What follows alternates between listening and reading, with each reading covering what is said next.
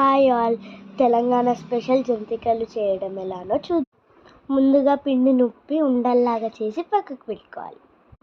ఇప్పుడు వీటిని 40 మినిట్స్ స్టీమ్కి ఉడికించాలి.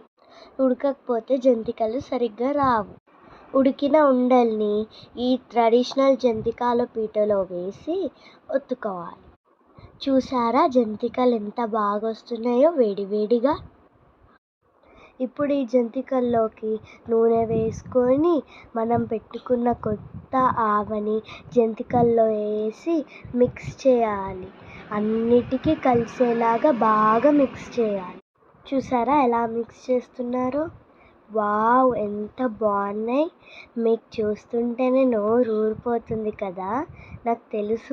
ఇప్పుడు ఈ జంతికల్ని ప్లేట్లో వేసుకొని మ్యాంగో జ్యూస్ తింటే ఉంటుంది. యమ్మీ యమ్మీ.